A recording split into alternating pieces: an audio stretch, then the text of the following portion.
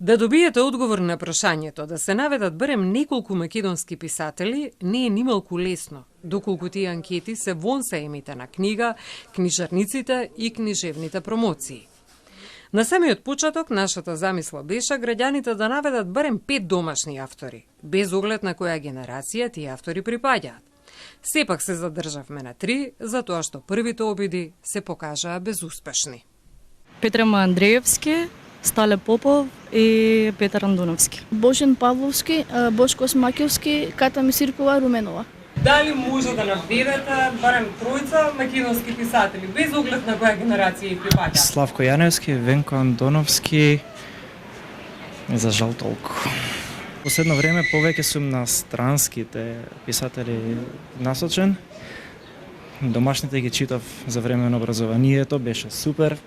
Ги научивме, ги анализиравме, ама да, мислам дека треба да се продолжи што повеќе да се промовира, да се известува, а и не знам николку и само македонските писатели пишуваат, не знаеме ништо за нивните докаде се, како пишуваат, што пишуваат, дали има некакви финансиски помоши за да може да издаваат книги, продукцијски куки, сето тоа издавачки куки, не би знал. Јордан Коцевски, Петар Андоновски и Румена Бужаровска. Дали мислите дека доволно ја познаваме домашната литература? Па не мислам. Не мислам дека ја познаваме доволно. Мислам дека треба и во образованието и во круговите треба да се форсираат, да се применуваат повеќе тие теми. Дали пак сметате дека живееме во такво општество во кое што повеќе ги знаеме политичарите, за разлика не говорам само за книжевниците, туку за уметниците воопшто? За жал да, а во останатите земји тоа не е пракса. Политичарите дефинитивно.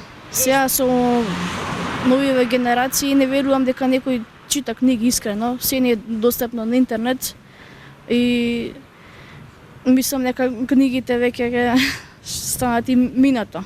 Што се вика и по школиве се е онлайн, книгите се онлайн. Мислам дека до 2030 веќе книги. Да. Но вие читате книги, за разлика од Читам, ама јас сум постара генерација. Во секоја анкета се отвораат прашања за кои вреди да се размислува. Дали доволно го познаваме творештвото на македонските писатели и колку е важно да се има национална стратегија во промоција на истото. Во кои периоди е значајно да се навратиме на сето оно што е создадено низ историјата до денес.